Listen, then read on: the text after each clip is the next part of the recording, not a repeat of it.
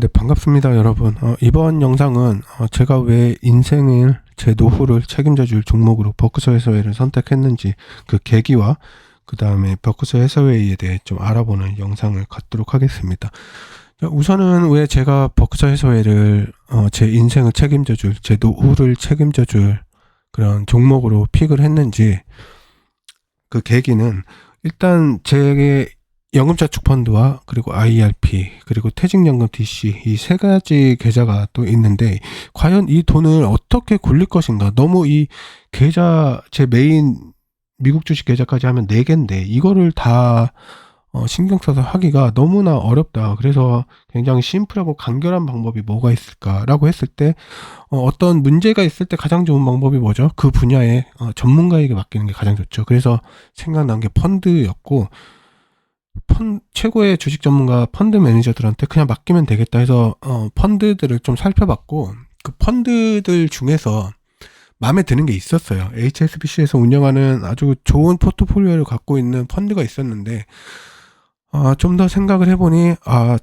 장기로 돈을 굴릴 건데 수수료가 너무 비싸다. 과연 이 수수료가 장기로 투자했을 때 어마어마한 돈이 빠져나가겠구나 라는 생각이 첫 번째 들었고, 두 번째 같은 경우에는 아무리 포트폴리오가 좋아도 잉여 현금을 30% 이상 가지고서 운영을 해야 되는데 이 펀드 매니저 특성상 돈이 들어오면은 거의 다 투자를 하게끔 되어 있어요. 그래서 이 두 가지 부분이 가장 찜찜했고 뭐가 좋은 방법이 없을까라는 생각을 하던 찰나에 갑자기 눈이 확 뜨이면서 이거구나 라는 생각이 들었어요. 그 이거구나는 바로 수수료가 비싸지도 않고 단지 주식 매매 수수료만 있고 그 다음에 현금 보유도 항상 30% 이상 하고 있는 회사.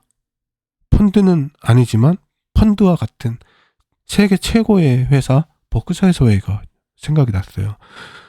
그러면서 저의 과거 왜 이 생각을 못했을까? 난 이 회사를 너무 잘 알고 있었는데 그냥 여기만 내가 샀어도 지금보다도 훨씬 더 큰 돈이 벌렸을 텐데, 그리고 앞으로도 정말 깜짝 놀랐어요. 정말 깜짝 놀랐고, 그래도 늦지 않았다. 지금부터 하면 된다. 아직도 내 인생은 이제 40대 중반인데 100세 시대에 80 남자는 좀 적다 치고 80에서 90 사이까지 살 텐데 아직도 한 40여 년이 조금 넘게 남았는데 굉장히 다행이다 이제라도 생각해서, 그래서 이게 이제 제 메인 주식 계좌까지 생각이 나면서 버크셔 해서웨이로 가면 된다라는 생각까지 든 겁니다. 내 인생과 노후를 버크셔 해서웨이라면 충분히 가장 높은 확률로 나를 부자로 만들어줄 수 있겠다라는 생각이 들었던 거예요. 그래서 사실 그동안에 근데 제가 낮에 올린 영상이 조금 횡설수설해서 좀 그랬죠. 근데 이 버크셔 해서웨이를 왜 바로 말씀드리지 않고 제가 몇 가지 확인하고 싶었던 게 있었다라고 이 부분을 확인하면 여러분께 말씀을 드리려고 했는데, 그게 바로 버크셔 해서웨이가 50%나 가지고 있는 애플에 대한 비중에 대한 리스크가 주가를 비교했을 때, 애플과 비교했을 때 이 변동을 해지할 수 있느냐, 그리고 과연 워런 버핏의 후계자들이 어떤 사람들인지 몰랐기 때문에 말씀을 못 드렸는데, 이 부분이 다 확인이 돼서 아주 충분히 훌륭하게 잘 될 수 있겠다라는 확신이 들어서 여러분들께 말씀을 드린 거예요. 공유를 하게 된 겁니다. 네, 그래서 제가 버크셔 해서웨이를 앞으로 집중적으로 투자하게 될 계기는 이렇고, 버크셔 해서웨이를 좀 어떤 회사인지 살펴보면은 일단 티커는 검색을 하면 두 개가 나와요. BRKA가 나오고 B가 나옵니다. BRKA가 오리지널 그냥 어떤 티커고, 그리고 BRKB는 이 A가 한 주에 지금 한 7억 정도 하죠, 하나로. 그렇다 보니까 소수점으로 살 수 있는 이 티커를 올려놓은 겁니다. 그래서 BRKB를 사면 소수점 매매를 하는 거구나라고 생각하시고 사시면 돼요. 근데 이제 뭐 의결권이 BRKA 같은 경우에는 당연히 한 주를 갖고 있으면 이제 하나의 의결권을 행사할 수 있지만 B 같은 경우는 소수점이니까 그 숫자에 맞는 의결권을 갖는 거죠. 온전히 한 개가 아니라 뭐 0점 몇? 네, 그럴 정도로 아시면 됩니다. 그래서 뭐 별거 아니에요. 똑같은 거다. 그냥 소수점 매매하는 거다. 이렇게 생각하시면 됩니다.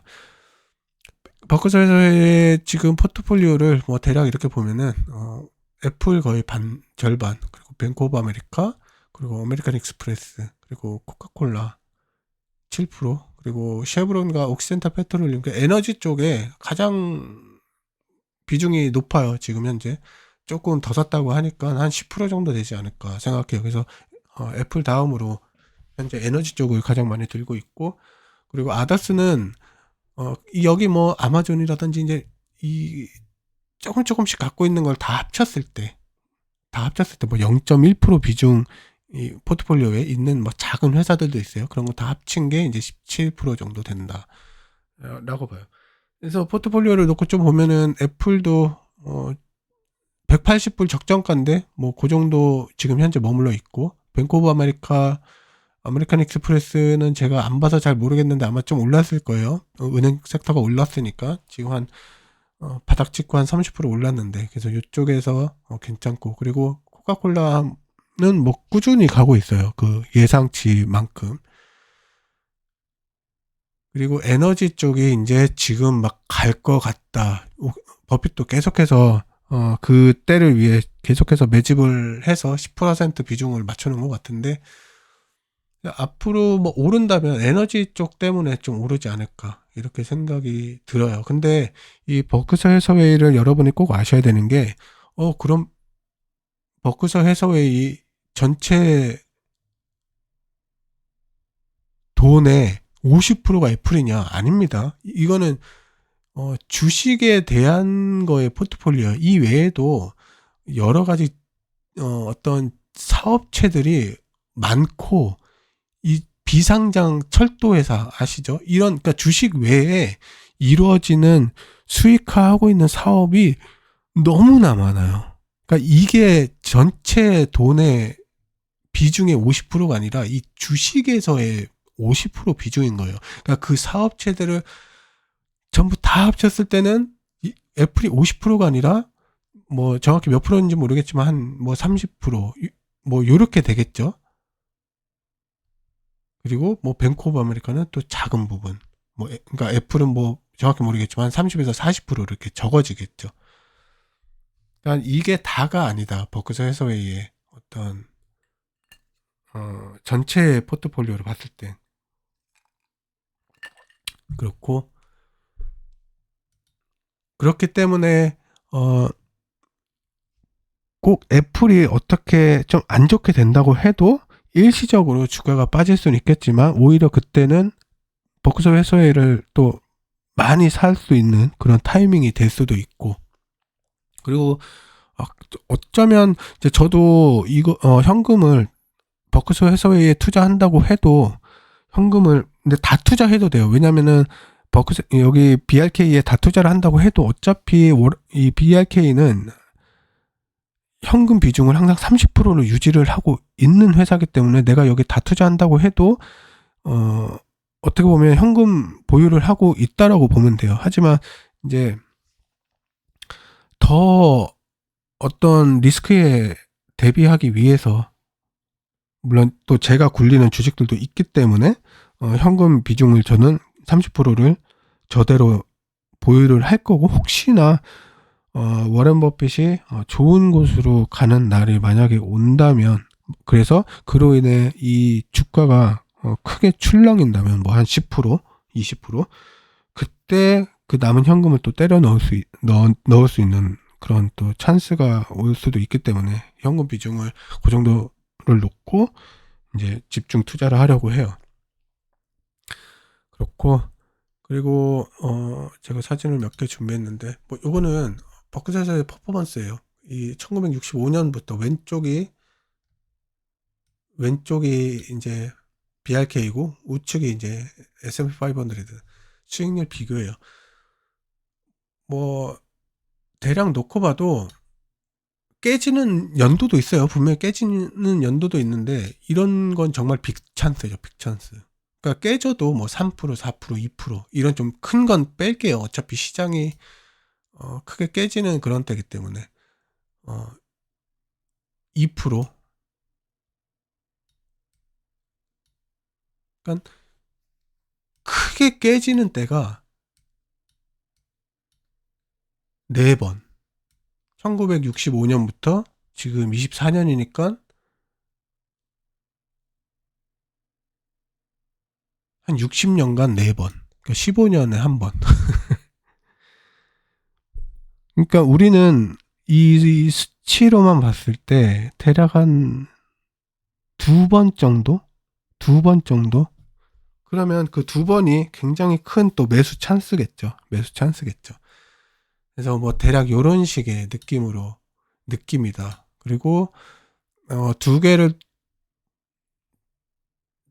비교해 놓은 차트가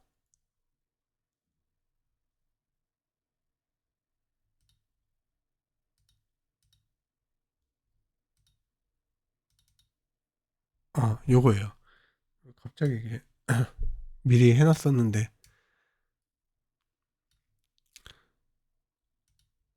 자, 요거는 이제 1986년부터 만불을 넣고 VOO와 그러니까 스파이와 똑같은 거죠. S&P 500과 비교 백테스트를 한 거예요. 그래서 S&P 500 같은 경우에는 배당이 나오기 때문에 배당도 다시 재투자를 한다라는 조건을 놓고 백테스팅을 했을 때 만불을 넣었을 때 1986년부터 2022년까지 놓고 보면은 만불을 넣었을 때 버크셔 해서웨이는 187만 6천 불 그리고 S&P 500는 40만 6천 불 거의 한 4, 5배 정도 차이가 나죠.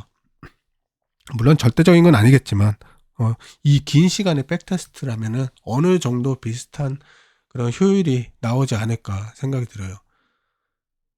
그래서 1,000만 원을 넣었을 때 거의 한 20억 정도가 된다. 1986년부터 2022년이니까 한 30 몇 년간 투자를 한다면 그 정도 수익이 난다. 근데 우리는 돈을 넣어놓고 그냥 가만 냅두는 게 아니죠. 초기 투자를 하고 매달 계속 돈을 잘 아껴 쓰고 관리해서 남은 돈을 계속 투자를 할 거기 때문에 그 복리는 180만 불이 아니라 어마어마하게 커져 있겠죠. 어마어마하게. 그래서 이런 게 비교하는 좀 차트도 백테스트도 한번 해보고 재밌어요. 과연 내 미래가 나만 잘 컨트롤하면 된다. 내 라이프 스타일만 아주 잘 하면 된다. 이런 방향은 다 정해졌으니까 이제 허투루 소비하지 않고 나만 잘 해서 하면 된다. 그래서 근데 지금 이제 차트를 좀 봤을 때 사실 지금 시장 자체가 비싸요. 시장 자체가 비싸고 뭐 아까 연금저축 펀드도 지금 뭔가 사기에도 너무 비싸고 S&P 500에도 너무 비싸고 버크셔 같은 경우 그래도 한 370에서 380불 사이는 좀 와야 되지 않나. 대략 한 5에서 한 10% 정도는 좀 세일을 해줘야 되지 않나.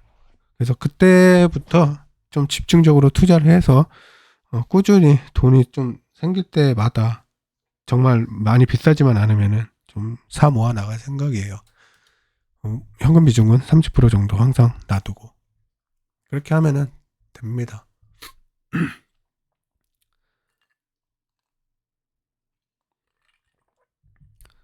네. 그래서 버크셔 해서웨이를 제 인생 주식으로 하게 될 그 계기와 좀 이 회사에 대해서 간단히 살펴봤어요. 하여튼 이것에 대해서 또 추가로 좋은 정보를 전달할 게 있으면은 다음에 또 이어서 말씀드리도록 하겠습니다. 네, 시청해 주셔서 감사드리고 다음에 뵐게요. 감사합니다.